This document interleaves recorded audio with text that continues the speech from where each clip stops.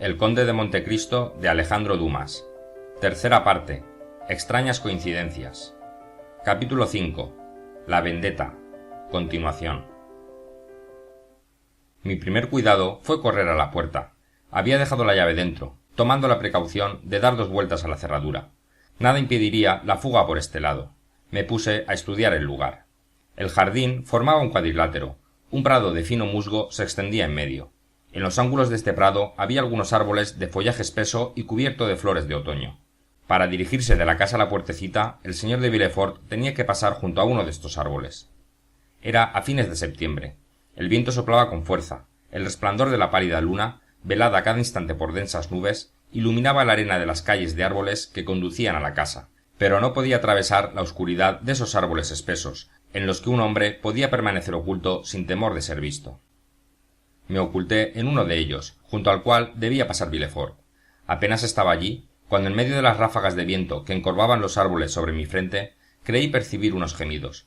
Pero ya sabéis, o más bien no sabéis, señor conde, que el que espera el momento de cometer un asesinato cree siempre oír gritos en el aire. 2 horas pasaron, durante las cuales repetidas veces creí oír los mismos gemidos. Al fin dieron las 12 de la noche. Al dar la última campanada, lúgubre y retumbante, percibí un débil resplandor que iluminaba las ventanas de la escalera secreta, por la que hemos descendido hace poco. La puerta se abrió y el hombre de la capa volvió a aparecer. Era el momento terrible, pero hacía demasiado tiempo que estaba preparado, para que pudiese vacilar. Así pues, saqué mi cuchillo y esperé.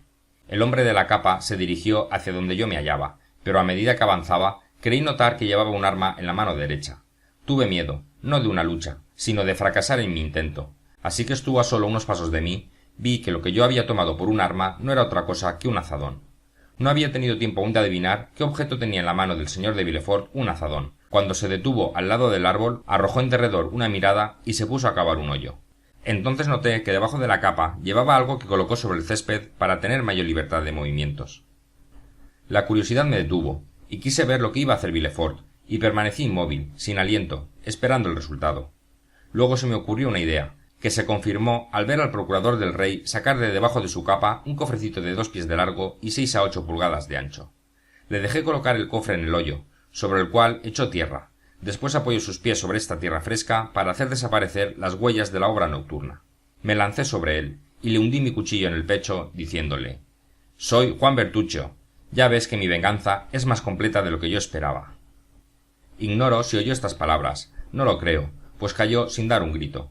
Yo sentí su sangre saltar humeante y ardiente sobre mis manos y sobre mi rostro, pero estaba ebrio, deliraba.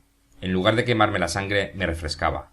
En un segundo desenterré el cofre con ayuda del azadón, y para que no viesen que lo había desenterrado, volví a llenar el agujero. Arrojé el azadón por encima de la tapia y me lancé por la puerta, que cerré por fuera llevándome la llave.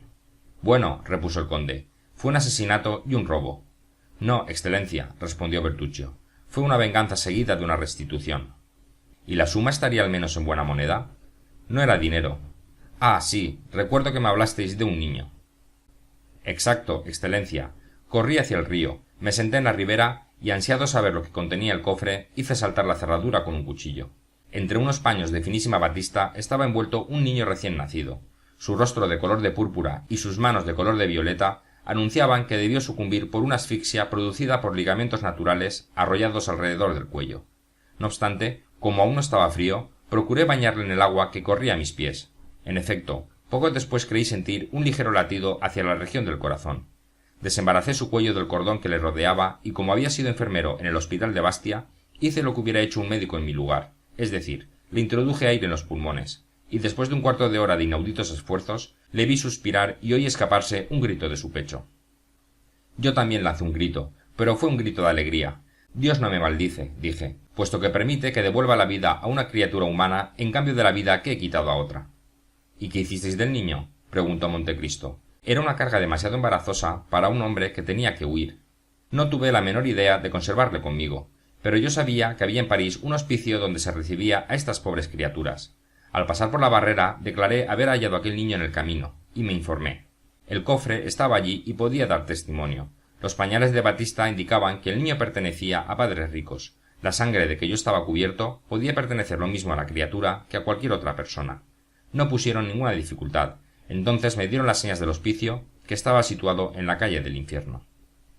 Y después de haber tomado la precaución de cortar el pañal en 2 pedazos, de manera que una de las 2 letras que lo marcaban envolviesen el cuerpo del niño, mientras yo conservaba la otra, deposité mi carga en el torno, llamé y empecé a correr sin descansar. 15 días después estaba de vuelta en Rogliano y decía a Asunta: «Consuélate, hermana mía, Israel ha muerto, pero le he vengado». Entonces me pidió la explicación de estas palabras, y le conté todo lo que había pasado. «Juan», me dijo Asunta, «debiste traerte ese niño, le hubiésemos hecho de padres, le hubiésemos llamado Benedetto, y en favor de esa buena acción Dios nos bendeciría seguramente». Por toda respuesta, le di la mitad del pañal que había conservado a fin de hacer reclamar el niño si algún día llegábamos a ser ricos. «¿Y con qué letras estaba marcado ese pañal?», preguntó Montecristo. «Con una H y una N debajo de una diadema de varón. Me parece, Dios me perdone, que os servís de términos de blasón. Señor Bertuccio, ¿dónde diablos habéis hecho vuestros estudios heráldicos?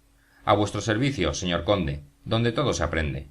Proseguid, deseo saber 2 cosas. ¿Cuáles, señor?» «¿Qué fue del niño? ¿No me habéis dicho que era un niño, señor Bertuccio?» «No, excelencia, no recuerdo haberos dicho nada de eso». «Ah, creí haber oído. Bien, tal vez esté equivocado». «No, no estáis equivocado, porque efectivamente era un niño, pero vuestra excelencia desearía, según me dijo, saber 2 cosas. ¿Cuál es la segunda?» «La segunda es el crimen de que fuisteis acusado cuando pedisteis el confesor, y el abate Busoni fue a veros a la prisión de Nimes. Quizá durará mucho esta historia, excelencia». «¿Qué importa? Apenas son las 10. Bien sabéis que yo no duermo, y supongo que tampoco vos tenéis muchas ganas de hacerlo». Bertuccio se inclinó y prosiguió su narración. Tanto para desenterrar de mi mente los recuerdos que me asaltaban, cuanto para ayudar a las necesidades de la pobre viuda, me dediqué con ardor al oficio de contrabandista. Las cosas del mediodía estaban muy mal guardadas, debido a los continuos movimientos que tenían lugar allí, ora en Aviñón, ora en Nimes o en Ucés. Nos aprovechábamos de esta especie de tregua que nos era concedida por el gobierno. Después del asesinato de mi hermano en las calles de Nimes, yo no había querido entrar en esta ciudad. De aquí resultó que el posadero, con el cual efectuábamos nuestros negocios, viendo que no queríamos buscarle, nos buscó él a nosotros, y fundó una posada en el camino de Belgar a Beaucaire, con el nombre de la Posada del Puente Gard.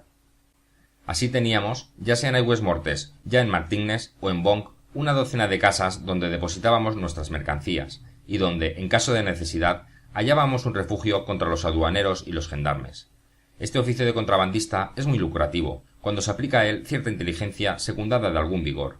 En cuanto a mí, yo vivía en las montañas, teniendo ahora que temer con doble razón de los gendarmes y aduaneros, teniendo en cuenta que toda presentación delante de jueces podía producir una pesquisa, y esta pesquisa es siempre volver a lo pasado, y en mi pasado podía mostrar algo más grave que algunos cigarros entrados de contrabando o barriles de aguardiente circulando sin pagar derechos.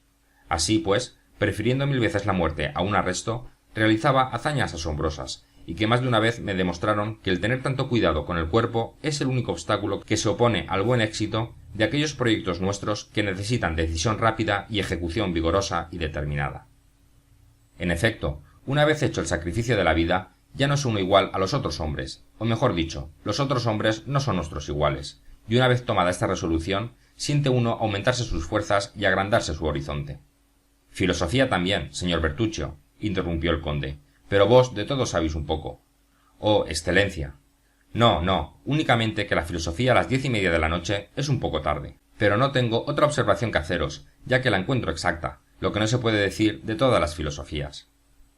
Cuanto más largas eran mis correrías, mayor era el rendimiento. Asunta era el ama de casa, y nuestra pequeña fortuna se iba aumentando. Un día que yo partía para una expedición, díjome ella: «Anda, que a tu vuelta te preparo una sorpresa». La interrogué inútilmente, nada quiso decirme y partí. La correría duró más de 6 semanas. Habíamos estado en Luca cargando aceite, y en Liorna tomando algodones ingleses. Nuestro desembarque se hizo sin ningún acontecimiento adverso. Hicimos nuestro negocio y volvimos más contentos que nunca.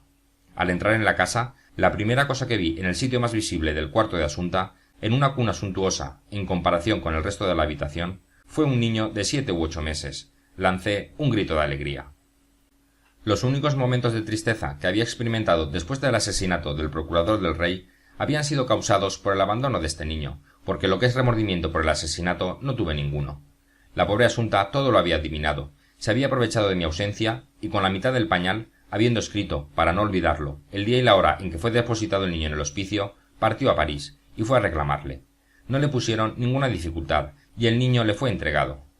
Confieso, señor conde, que al ver a aquella criatura durmiendo en su cuna, se me partió el corazón, y algunas lágrimas brotaron de mis ojos. En verdad, Asunta, exclamé, eres una buena mujer y la providencia lo bendecirá.